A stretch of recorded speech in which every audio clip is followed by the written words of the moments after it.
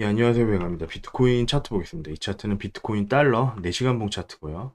먼저 지난 영상들에서 이제 말씀드렸던 내용 간단하게 좀 복기를 좀 해보자면 저는 이 조정 파동을 어떻게 보고 있느냐에 대해서 이런 식으로 플랫 파동, 이중 플랫으로 보고 있다. 그래서 첫 번째 플랫으로 W파를 만들고 이후에 X파 반등 이후에 두 번째 플랫으로 Y파를 만드는 형태의 이중 플랫으로 진행이 되고 있다. 예, 그런 말씀 이제 계속 드렸었죠. 그런 말씀 계속 드렸었고, 그리고 이제 지난 영상 올렸던 때가, 자, 이걸 좀 확대를 해서, 요때, 대략 뭐, 9월 22일, 예, 9월 22일에 여기 저점이 나오고 살짝 반등을 줬을 때, 이때 이제 영상을 올렸었는데, 그때 이제 말씀드렸던 게, 여기 저점은 깨질 것으로 본다.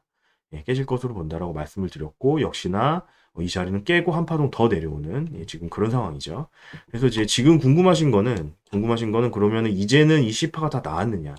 아니면은 조금 더 내려오고 뭐 끝날 것이냐. 예, 요런 부분들이 아마 궁금하실 겁니다. 그래서 그런 부분들에 대해서 좀 말씀드리고자, 특히나 요 C파가 이제 어느 정도 진행이 되면서 이 파동의 모양에 대해서 모양을 보고 이게 어떤 파동에 지금 해당하냐 이런 부분들이 좀 어느 정도 윤곽이 잡혔다고 생각을 합니다. 그래서 그런 부분들 좀 말씀을 드리고자 오늘 영상 녹화하게 됐습니다.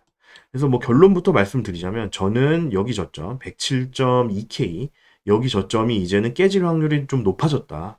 예, 그렇게 생각을 하고 있고요. 그렇게 생각을 하고 있는 이유는 여기서 내려오는 이 C파, 이 C파는 5개 파동, 충격파로 떨어져야 되는 이제 자리인데, 요 충격파로 떨어져야 되는 자리인데, 요 충격파가 결국에는 지금 5연장 임펄스 형태의 모양이다. 예, 5연장 임펄스 형태의 모양이다. 이런 부분들 먼저 말씀드리고요. 그리고 이런 식으로 이제 생각하게 된 계기는 비트맨의 션님이 111K 위에 있을 때 이미 말씀해 주셨어요. 그래서 뭐 5연장 임펄스의 마지막 파동 남아있다라고 생각을 한다라고 이제 5연장 임펄스로 본다라고 말씀을 해주셔가지고 요걸 보고 저도 이거다. 예, 이거네라고 이제 생각을 해서 어느 정도 아이디어를 여기서 얻었다. 예, 그런 부분 먼저 말씀드리고요. 그래서 결국에는 지금 5연장 임펄스라는 거는 지금 임펄스 파동이라는 거는 5개 파동 중에 주추세, 지금은 하락이 주추세죠. 그래서 하락하고 같은 방향을 가지는 3개의 파동, 즉 1파와 3파와 5파 이 3개 파동 중에 가장 긴 파동이 두 번째로 긴 파동보다 1.618배 이상은 돼야 된다.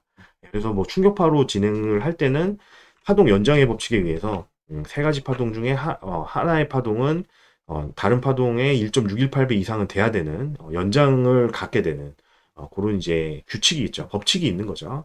그래서 지금은 이미 지금 보시면은 1, 3, 5파 중에 5파가 가장 깁니다. 예, 가장 길기 때문에 이거는 5연장 임펄스로 봐야 된다라고 이제 말씀드리고요. 그리고 5연장 임펄스를 글렌릴리 책에서 보면 이렇게 생겼습니다. 이거 이제 뭐 물론 이제 당연히 상승 추세에서의 5연장 임펄스도 있지만 지금은 뭐 하락 추세니까 이렇게 봐야겠죠. 그래서 하락 방향의 5연장 임펄스는 이런 식으로 1, 2, 3, 4, 5 이렇게 2파가 좀 작고 4파는 좀 크게 나오는 그러면서 이렇게 좀 벌어지는 형태로 추세선들이 나오는 이런 형태로 진행이 된다. 음, 라는 말씀 드리고요. 그리고 마지막 5파는 좀 길게 나오죠. 연장이 되면서. 지금의 모양하고 추세선도 제가 그려놨는데 1, 2, 3, 4, 5파가 나오고 있는 이런 형태로 지금 진행이 되고 있는 것으로 보인다. 예, 이렇게 이제 말씀드리고요. 그리고 그렇다면 이 5파의 길이는 느 정도가 될 것이냐, 어느 정도가 될 것이냐 그런 부분들이 좀 궁금하시겠죠. 예, 그런 부분들에 대해서 이제 요 5연장 임펄스에 대해서 피보나치 비율 에 대해서 좀 논한 부분이 있습니다. 얘기한 부분이 있는데 보시면은 음, 5연장 터미널에서 3파는 일반적으로 1파의 161.8%의 길이를 갖는다. 요거부터 이제 일단 진짜로 그런지 여기서도 그런지를 한번 어, 재보면 좀 의미가 있겠죠. 1파하고 3파가 있는데 3파는 1파의 1.618배를 갖는다라고 했습니다. 그래서 이렇게 찍어보면 대략 1.618 하고 비슷하다 이렇게 말씀드리고요. 그래서 결국에는 3파는 1파의 1.618배 정도 지금 현재 나왔죠. 그래서 여기 책에 나온 비율대로 일단 첫 번째 조건, 요거는 이제 만족을 하는 거고요. 그리고 오파는 일반적으로 1파와 3파를 합친 거에 161.8%다. 예, 그리고 요거는 이제 3파의 끝자락 혹은 4파의 끝자락부터 쟀을 때 그렇다. 예, 요거 이제 무슨 얘기냐면 5파의 길이는 자, 5파의 길이 요렇게 5파의 길이는 1파와 3파를 합친 것만큼 요만큼 요 길이에 1대 1.618배만큼 나올 수 있다. 예. 그리고 요거를 이제 요 길이를 잴 때는 여기서 재거나 아니면 여기서부터 재거나 여기서부터 잘라서 요만큼만 재거나 라고 했을 때 1대 1.618이 돼야 된다. 그런 얘기죠. 그래서 결국에는 첫 번째로 이제 말씀드린 거는 자, 이렇게 봤을 때 요 3파의 길이랑 비교를 했을 때 3파의 길이가 아니라 1파와 3파를 합친 거의 길이에 1.618배만큼 나올 수가 있다. 라고 했을 때는 대략 104K대, 104K대에서 5파가 마무리가 될 수 있다. 라고 이제 말씀드리고요.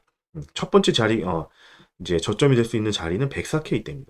그리고 두 번째로, 요렇게 봤을 때, 즉, 이제 1파와 3파를 합친 길이만큼 더 내려간다는 얘기죠. 예, 이렇게 봤을 때 1.618배만큼 더 내려간다는 얘기죠. 그래서 그렇게 봤을 때는 대략 102K대에서 자리가 나오게 된다. 그래서 피보나치 비율상 요 5파가 나올 수 있는 자리는 5파의 끝자락이 될 수 있는 자리는 두 가지를 이제 말씀드린 거죠. 104K대 그리고 102K대 이렇게 두 개 정도 자리를 이제 말씀을 드릴 수 있겠다. 예, 이제 그렇게 말씀드리고요. 예, 그렇다는 얘기는 결국에는 여기 저점은 깨질 확률이 좀 높다고 본다. 예, 저는 그렇게 보고 있습니다. 그래서 여기를 깨서 104나 102 정도 그런 자리에서 저점이 나올 확률이 좀 있지 않나 예, 이렇게 생각을 하고 있고요. 그렇지만 물론 항상 이 비율대로 진행이 되는 건 아니겠죠. 예, 이 비율대로 진행되는 건 항상 그런 건 아닐 것이다. 그렇기 때문에 뭐 살짝만 빠지고 제가 말씀드렸던 자리에 도달하지 못하고 그대로 올라간다던가 아니면 뭐 지금 자리에서 그대로 올라간다던가 이런 식으로 진행이 될 수도 있겠죠. 예, 이런 식으로 진행을 했을 때는 요 2사 추세 라인 결국에는 요 2사 추세 라인 요 흰색 추세 라인이 깨졌을 때 이 전체 파동이 종료가 요 전체 하락 파동이 종료가 된 것으로 확정이 된다라고 이제 볼 수 있겠습니다. 그래서 뭐 말씀드렸던 자리들까지 가지 않고 이런 자리들을 돌파를 해준다. 이런 어떤 요 추세 라인을 돌파를 해준다라고 했을 때는 이 하락이 다 끝났구나라고 판단을 하고 돌파 매수로 진행을 하겠다. 저 같은 경우에 뭐 지난 영상에서 이제 말씀드렸던 것처럼 현물 40% 들고 있었던 거를 여기 요 추세 라인이 깨지면서 20% 정리했다라고 말씀드렸죠. 그래서 20%만 들고 있고 80%는 현금 대기 중이다. 예, 현금 대기 중이고 그거는 만약 그대로 올라간다라고 했을 때는 이런 데를 이제 돌파를 했을 때 매수를 하고 분할로 가져가겠죠. 여기서 돌파할 때 매수 가져가고 올라가다가 뭐 조정받을 때 눌림목에서 또 매수 가져가고 뭐 이런 식으로 분할로 매수를 해서 이거를 이제 가져가겠다. 네, 이제 말씀드리고요. 그게 아니라 만약에 말씀드렸던 자리들로 저점이 나온다라고 했을 때는 그때는 그런 자리들에서 뭐 분할로 좀 매수를 가져가 본다든가 혹은 뭐 그런 자리들에서 반등이 좀 나오는 걸 보고 뭐 매수를 가져가 준다든가 그런 식으로 매수를 하겠다. 그렇게 이제 말씀드리고요. 그리고 선물 같은 경우에는 뭐 지난 영상에서 이제 말씀드렸던 게 이런 식의 큰 채널 이런 식의 이제 이중 플랫에서는 이런 식의 큰 채널 여기가 이제 가장 높이 올라갈 수 있는 자리다라고 이제 말씀드렸었죠. 예, 그래서 요 근처에서 이제 숏을 잡았었고 여기서 이제 절반 익절이 나갔었다라고 말씀드렸고 나머지 절반은 계속 홀딩 중입니다. 그래서 나머지 절반은 뭐 아까 이제 계속 말씀드렸던 것처럼 아까 말씀드렸던 102K대나 또는 뭐 104K대까지 홀딩을 좀 해보겠다. 숏은 홀딩을 해보고 그게 아니고 만약에 그냥 올라간다라고 했을 때는 이 추세 라인이 깨졌을 때 익절을 가져가면 되겠죠. 예, 그래서 뭐 어떤 경우에도 다 익절로 마무리가 될 것이다. 예, 이제 그렇게 이제 말씀드리고요. 그래서 뭐 선물은 뭐 그 정도 이제 말씀드리고 현물도 이제 어느 정도 말씀을 드렸고 자 그러면 알트코인들 같은 경우에는 어떻게 될 것이냐 어떻게 생각을 하느냐라는 부분에 대해서 좀 말씀을 드리자면 먼저 기존 영상에서 사실 말씀드렸던 내용하고 그런 부분들은 지금 생각하는 게 크게 다르지가 않습니다. 그래서 어떤 이런 좀 전체 파동에서 봤을 때, 큰 파동에서 봤을 때, 요거 이제 일봉이고요. 비트코인 일봉이고, 요거 자 요런 식으로 본다. 요런 식으로 뭐 마지막 엔딩 다이아고날 4파가 자리가 나오고 그 이후에 5-5파, 5-5파로 추가 상승하는 결국에는 상승하는 그런 시나리오로 생각을 한다라고 여러 번 말씀드렸었죠. 그리고 이 5-5파 내에서 이미 뭐 기존에 이미 도미넌스, 비트코인 도미넌스의 장기 추세는 하방으로 꺾여 있기 때문에 이 5-5파에서 강한 좀 알트 불장을 기대를 한다.